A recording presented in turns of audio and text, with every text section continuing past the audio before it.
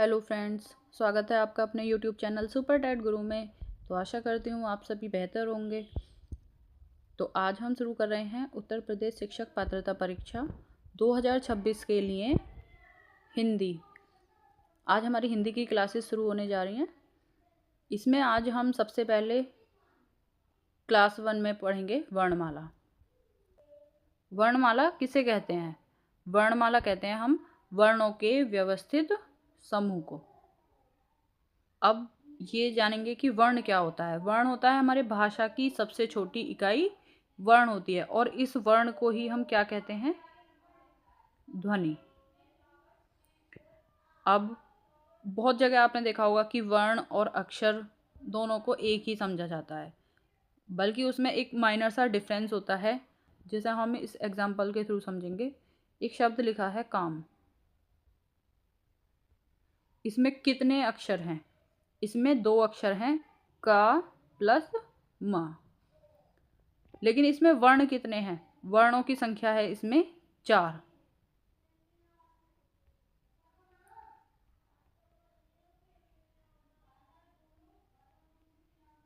वर्ण है इसमें 4।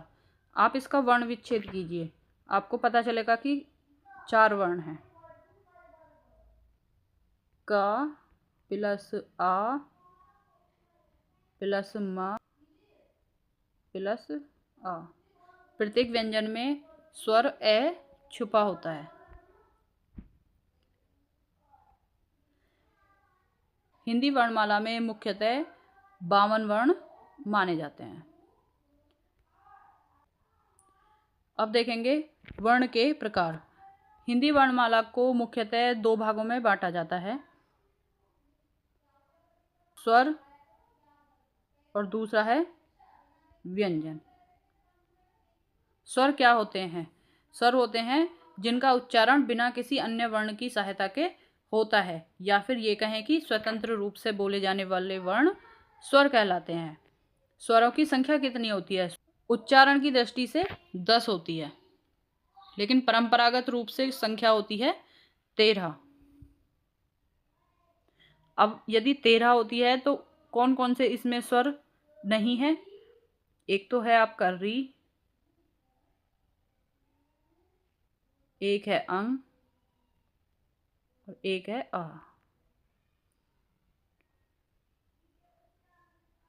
इन्हें मिला के कुल संख्या पूछता है तब आंसर होता है 13। और अगर नॉर्मली ऐसे पूछे कि स्वर की संख्या कितनी होती है तो 10।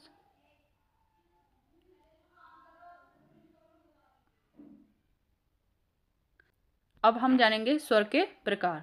सबसे पहले पढ़ेंगे हम इसमें उच्चारण अवधि के आधार पर। उच्चारण अवधि के आधार पर स्वर 3 प्रकार के होते हैं। सबसे पहला होता है हमारा ह्रस्व स्वर, दूसरा होता है हमारा दीर्घ स्वर, और एक होता है हमारा प्लुत स्वर। तो ह्रस्व स्वर क्या होता है? इनके उच्चारण में केवल एक मात्रा का समय लगता है, यानी कि इन्हें बोलने में सबसे कम समय लगता है। और एग्जाम्पल आपको यहाँ पे दिए हुए हैं, ए ई उ री। आप एग्जाम्पल ले लीजिए। एक एग्जाम्पल लीजिए आप, की, और ये होता है की। ये जल्दी बोलेगा की, और ये होगा की। दूसरा प्रकार है आपका यहाँ पर दीर्घ स्वर। दीर्घ स्वर क्या होते हैं? अब इन स्वरों के उच्चारण में 2 मात्रा का समय लगता है, यानी कि ह्रस्व स्वर की तुलना में ज़्यादा समय लगता है। जैसे बड़ा आ, बड़ी ई, बड़ा ऊ, ए ऐ ओ औ। तीसरा है आपका प्लुत स्वर। अब इन स्वरों के उच्चारण में बहुत अधिक समय लगता है, यानी कि लगभग 3 मात्रा का समय लगता है। और प्लुत स्वर का प्रयोग हम कहाँ करते हैं? किसी को पुकारने में, नाटक के संवादों में हम इनका प्रयोग करते हैं, जैसे राम।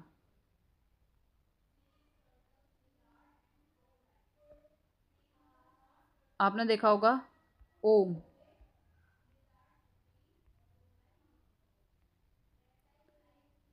ये इसमें हमारा ये प्लुत स्वर है, ये भी हमारा प्लुत स्वर है।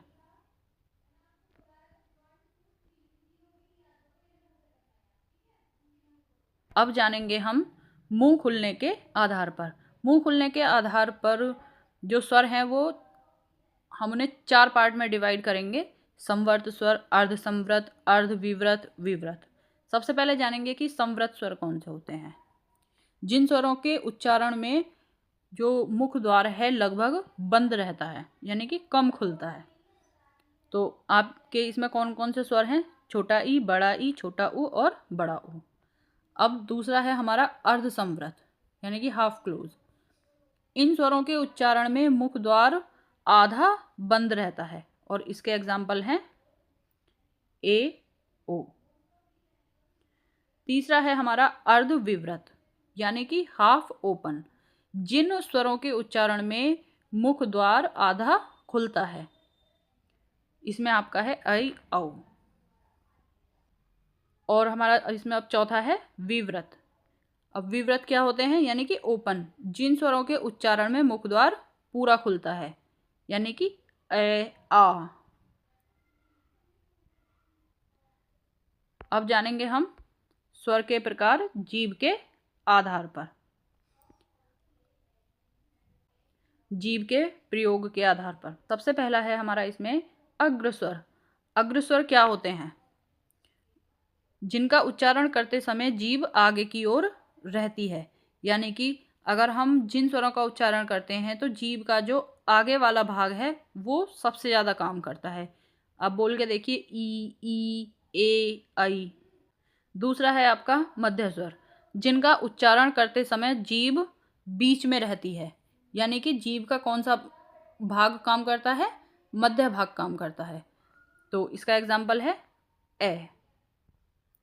और इस ए को हम उदासीन स्वर भी कहते हैं।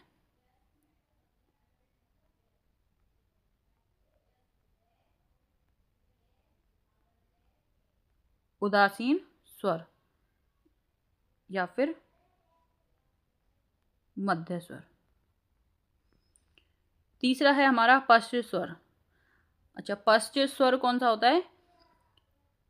जिनका उच्चारण करते समय जीभ पीछे की ओर रहती है, यानी कि जीभ का कौन सा वाला भाग काम करता है? सबसे पीछे वाला।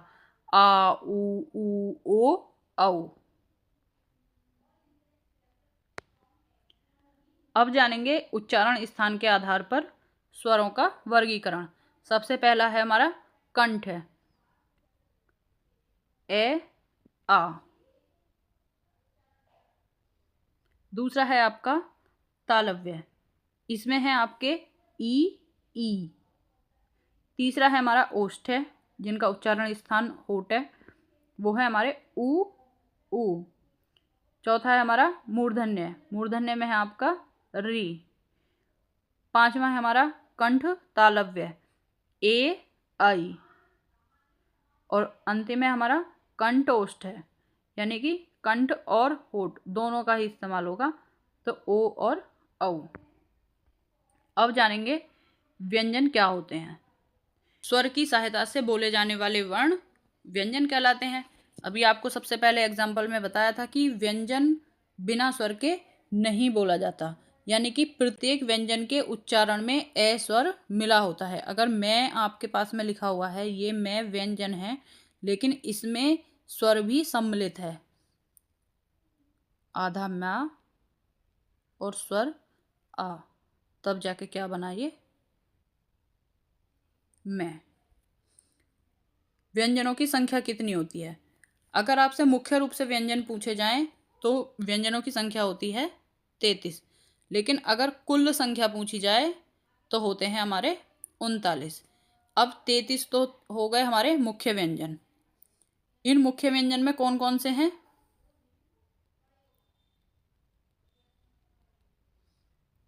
पहले हम इन 33 मुख्य व्यंजन में जानेंगे। सबसे पहले 25 तो हो गए हमारे स्पर्श व्यंजन, 4 हो गए अंतःस्थ व्यंजन, और 4 हो गए ऊष्म संघर्ष व्यंजन। ये हो गए आपके 33 व्यंजन।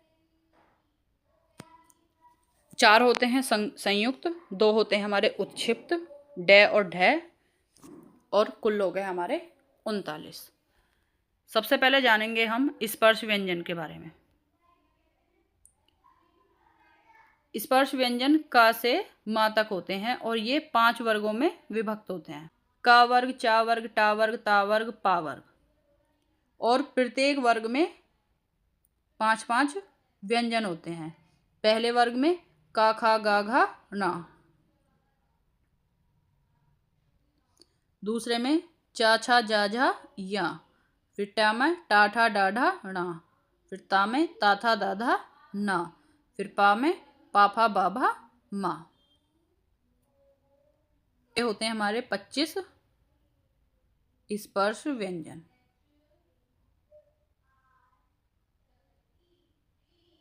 अब जानेंगे हम अंतःस्थ व्यंजन। अंतःस्थ व्यंजन क्या होते हैं? जिन वर्णों का उच्चारण पारंपरिक वर्णमाला के बीच यानी कि स्वर और व्यंजनों के बीच होता है उन्हें हम कहते हैं अंतःस्थ व्यंजन। और अंतःस्थ व्यंजनों की संख्या होती है 4 और ये होते हैं या, रा, ला, व। ठीक है। इनका भी उच्चारण स्थान होता है। या, रा, ला, व का उच्चारण स्थान क्या है? या, रा, ला, व। सबसे पहले हम जानेंगे कि या का उच्चारण स्थान क्या है। या का होता है तालु। रा का क्या होता है? दंत मूल यानी कि मसूड़ा। और ला का भी क्या होता है?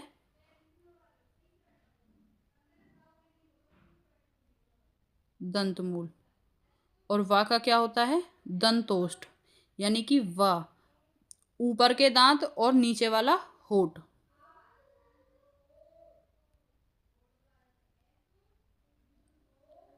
इसका उच्चारण स्थान यानी कि दंत भी है और होठ भी है। हम जानेंगे ऊष्म व्यंजन के बारे में कि ऊष्म व्यंजन क्या होते हैं। भाई, जिन व्यंजनों का उच्चारण करते समय मुख के अंदर किसी विशेष स्थान पर रगड़ के कारण गर्मी पैदा होती है, ऐसे व्यंजन क्या कहलाते हैं? ऊष्म व्यंजन। ऊष्म व्यंजन की संख्या होती है 4। श, श, से, है। इनके भी उच्चारण स्थान होते हैं।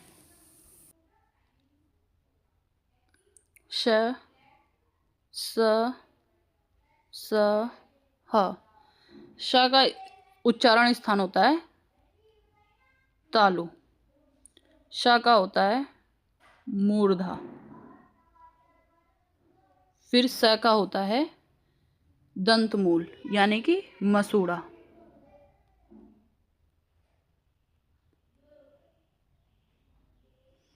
और ह का क्या होता है?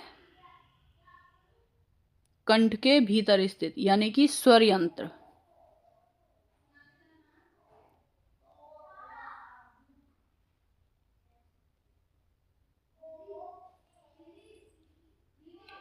ठीक है।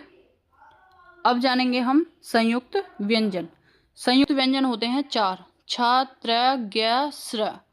ये सबसे ज़्यादा एग्जाम में पूछा जाता है। यूपी टेट से एक क्वेश्चन जरूर मिलेगा इसमें से। सबसे पहले लिखेंगे हम छ। ये किस किस के संयोग से मिलकर बना है? ये बना है का प्लस श। दूसरा है हमारा त्रा, ता और रा। ज्ञ जो कि जय और या से। और अंतिम है श्रा जो कि शा और रा से मिलके बना है। अब जानेंगे हम उच्चारण के आधार पर।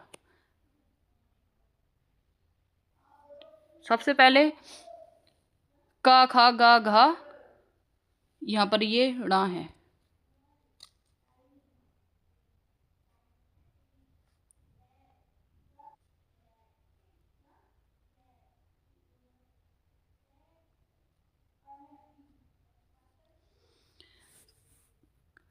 तो पहला जो वर्ग है आपका क वर्ग, उसका उच्चारण स्थान होता है कंठ। जो दूसरा वर्ग है आपका च वर्ग, उसके सभी व्यंजनों का उच्चारण स्थान होता है तालव्य। तीसरा वर्ग है ट वर्ग, जिसके सभी 5 वर्णों का जो उच्चारण स्थान है वो है मूर्धन्य। ता वर्ग, जिसके उच्चारण स्थान है दंत्य। फिर है प वर्ग, इसमें भी प वर्ग का जो उच्चारण स्थान है वो है ओष्ठ। अब जानते हैं प्राण के आधार पर। प्राण यानी कि वायु। अब इसमें होते हैं अल्प प्राण और महाप्राण। अल्प प्राण यानी कि जिन व्यंजनों के उच्चारण में मुख से कम हवा बाहर निकलती है वो होते हैं हमारे अल्प प्राण। अब महाप्राण क्या होते हैं? जिन व्यंजनों के उच्चारण में मुख से अधिक वायु बाहर निकलती है वो होते हैं हमारे महाप्राण।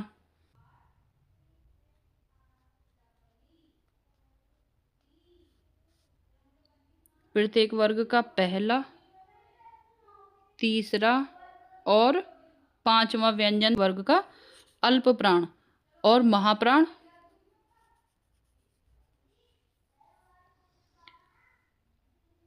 प्रत्येक वर्ग का दूसरा और चौथा वर्ण होता है महाप्राण।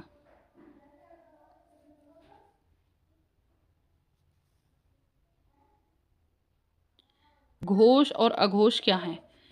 अघोष क्या होता है?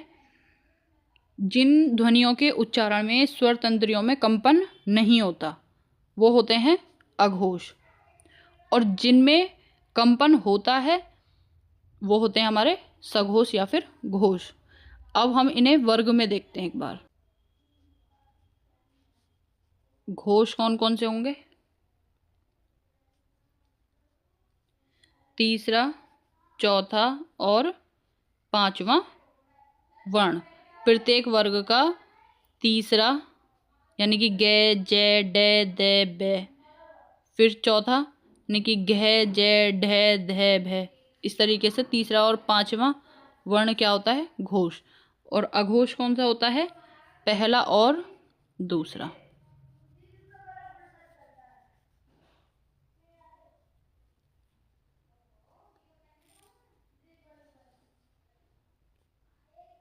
अब जानेंगे हम नासिक्य के बारे में। नासिक्य जो होता है वो हमने अभी स्पर्श व्यंजन वाली टेबल देखी थी, जो 5 वर्ग की टेबल थी जिसमें 25 व्यंजन थे। प्रत्येक वर्ग का जो अंतिम वर्ण होता है ड, ज, ण, न, म, ये हमारे होते हैं नासिक्य व्यंजन, और ये होते हैं हमारे सभी सघोष,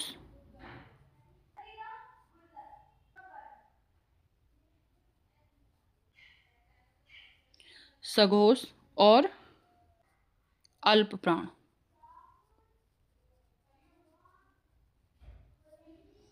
अब जानेंगे हम अयोगवा के बारे में। ये ना तो स्वर होते हैं और ना ही व्यंजन, ये बीच की श्रेणी के होते हैं। जैसे अनुस्वार, अनुस्वार में अंक की बिंदी होती है, जैसे आप लिखते हैं अंक, इसे कहते हैं हम अनुस्वार।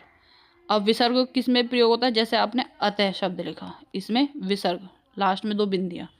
और चंद्र बिंदु आपने जैसे लिखा आंख।